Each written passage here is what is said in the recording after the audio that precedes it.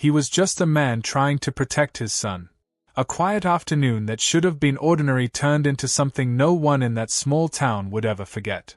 The sound of shouting cut through the air, followed by the cries of a terrified boy racing down the street, begging strangers for help. People watched, unsure if they should get involved, because in this town, choosing sides could cost you everything. The man wasn't looking for trouble. But trouble found him, and it came wearing badges of pride and faces filled with hate. What happened next would test the line between fear and courage, silence and action. And when that roar of engines filled the street moments later, no one could have predicted what those bikers would do next. Because sometimes, the ones society labels as outlaws are the only ones brave enough to stand for what's right. Stay till the end, you won't believe how this story unfolds. Where are you watching from today? It was a sunny Saturday afternoon, and the small town seemed peaceful, almost ordinary. The boy, no older than 8, was playing in the yard while his dad, a hard-working man known for his kindness, was finishing a few chores. Their life wasn't perfect, but it was simple, full of laughter, small routines, and the quiet comfort of knowing your neighbors, or so they thought. The dad had always been careful. He believed in respect, honesty, and keeping out of trouble. The boy adored him, mimicking his every move, from fixing bikes to washing the car. They were a team, a quiet duo navigating a world that wasn't always fair but could be kind if you stayed cautious. That day, they decided to take a short walk down the street, just the two of them. The boy held his father's hand tightly, skipping ahead occasionally, his small sneakers tapping against the pavement. The air smelled of freshly cut grass and summer flowers, and for a few minutes, the world seemed exactly as it should be. But there was a subtle shift, almost imperceptible. The dad noticed the stiff posture of a man across the street, the way another neighbor's gaze lingered too long, the sudden quiet from a group of boys on the corner. Small things, easily ignored, but enough to send a whisper of unease through him. He tried to brush it off, assuring himself it was nothing. The boy didn't notice, of course. He was too caught up in imagining a game, pretending the sidewalk was a racetrack, unaware that life could turn on a dime.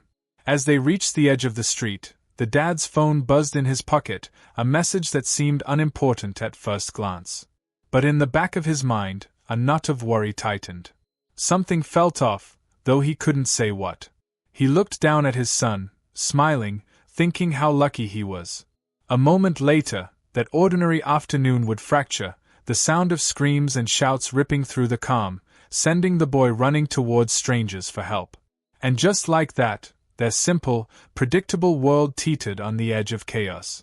The question wasn't whether they would face danger, it was what would happen when it found them. The street was quiet at first, the kind of quiet that feels safe, until it isn't. The boy ran ahead, his small legs carrying him faster than his father could manage, and that's when it began. The shouting started somewhere down the block, sharp and angry, cutting through the summer air like a knife. At first, the dad thought it was just kids arguing, a neighborhood quarrel. But then he saw them. 3 men, faces twisted in hostility, were surrounding him. Their words weren't polite suggestions, they were sharp, biting commands, each syllable heavy with judgment. The father stepped forward, shielding his son instinctively, trying to keep calm, trying to reason. "We don't want any trouble," he said, voice firm but measured. They laughed. It wasn't a friendly laugh. It was the kind that makes your chest tighten and your heart race. The laughter hid menace, and the father felt it in every nerve. The boy stopped running. He turned, wide-eyed, crying out, "They're hurting my dad." But the words didn't land as a plea, they sounded almost like a warning. Panic surged in the father's chest. He tried to stand his ground, to walk past them, but their shadows stretched long across the pavement, closing every exit. The men's words hit like blows, not just with meaning, but with the weight of unfairness, of a hatred he hadn't expected here, in his own neighborhood. Then, the first blow came.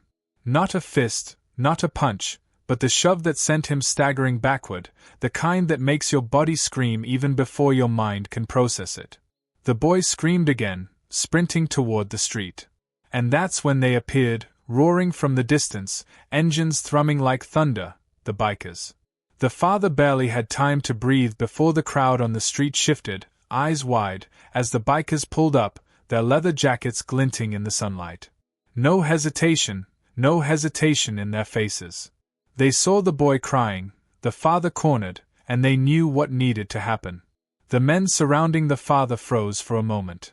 Confusion flashed across their faces, but then anger flared. They hadn't expected interference.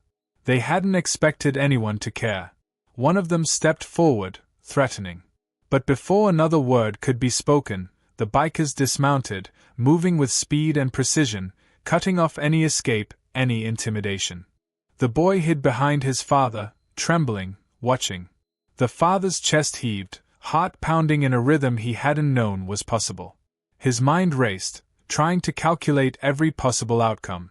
Every instinct screamed at him to stay calm, but every part of him was shaking.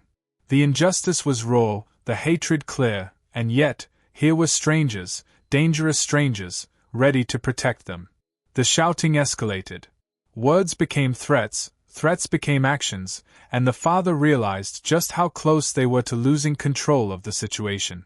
One false move, one moment of hesitation, and it could all spiral into disaster. But the bikers didn't hesitate.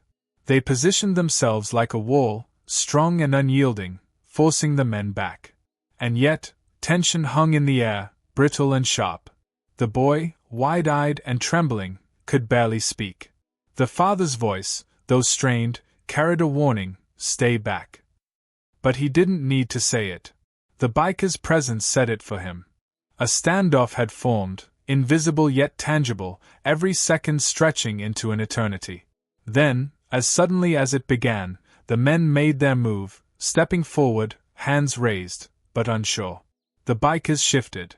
And in that heartbeat, the father saw something he hadn't expected, a glimmer of hope, a chance that justice, in its rawest, simplest form, could intervene when the system failed. The tension was unbearable. The boy clung to his father's leg, crying, shaking. The father's eyes met the bikers', a silent plea passing between them. What would happen next?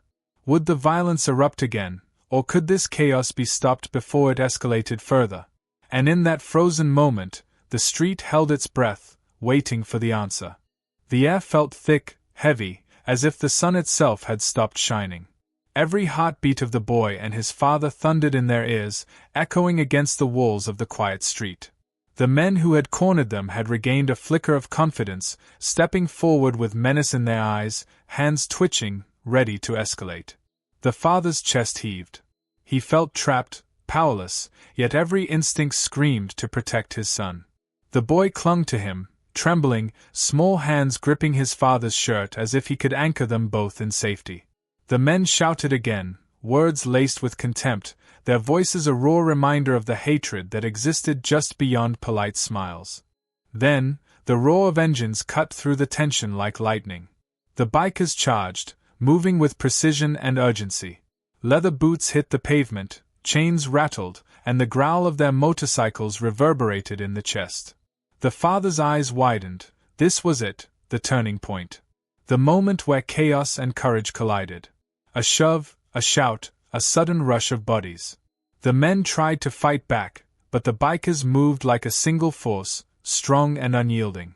The father shielded the boy instinctively, twisting away from a hand that reached too close, a punch that never landed, a kick that missed. Each second stretched, loaded with danger, fear, and a terrible possibility that this could all go horribly wrong in an instant. The boy's screams pierced the air, mingling with the roar of engines and the shouts of the men. The father's heart pounded in a rhythm he could barely follow, a storm of adrenaline, fear, and determination coursing through him. He saw the bikers throw themselves into the fray without hesitation, their movements deliberate, protective, almost heroic in their precision. One of the men lunged forward, anger and ignorance fueling his attack, but a biker intercepted, grabbing his arm, twisting, and forcing him to the ground. Another tried to shout threats, but the sound was swallowed by the chaos, the sheer force of justice meeting injustice head-on. For a moment, the father felt time fracture. The world condensed into the boys' wide, terrified eyes, the threatening faces around them, and the biker's unyielding stance. He realized then that everything could change in a heartbeat. Life could be ripped away, or saved, by courage, by intervention, by those willing to stand when most would turn away. The men finally hesitated, their confidence cracking as they assessed the unexpected resistance. The boy clung tighter, tears streaking his cheeks, his body trembling, yet hope sparked in his eyes for the first time. The bikers didn't speak much, they didn't need to. Their actions said it all. And in that fleeting, suspended moment, when fear and courage hung in perfect balance, the father understood something he hadn't fully grasped before. Sometimes salvation comes from where you least expect it, and sometimes heroes wear leather and roar louder than fear itself. The shouting faded into uneasy silence, broken only by the heavy breathing of everyone on the street. The boy looked up, questioning, searching. The father's hand tightened around his shoulder, steadying him. But even in that pause, the tension hadn't fully left. Because the world outside this street, outside this moment, still carried injustice. And as the boy whispered, "They can't do that again, right?" the father realized, they were safe for now. But the question lingered in the air, how many times would the world allow this to happen before someone finally stopped it? The street grew quiet again, the echoes of shouting and engines fading into the afternoon air. The boy's small hands still clung to his father's, trembling, but a sense of safety had returned, fragile and temporary. The bikers stayed just long enough to make sure the men had retreated, their eyes carrying a warning that silence alone could not convey. And then, without a word, they mounted their motorcycles and disappeared down the street, leaving behind a scene that would stay etched in memory forever. The father hugged his son tightly, feeling the weight of what had just happened. Relief washed over him, but it was tempered by something heavier, the awareness that this encounter, terrifying as it was, could have ended differently. The injustice they faced that day wasn't an isolated moment, it was a reflection of the prejudice and fear that still permeates the world. He looked at his son and realized that while they had survived, the world had left its mark. The innocence of childhood and the sense of safety in one's own neighborhood had been shaken.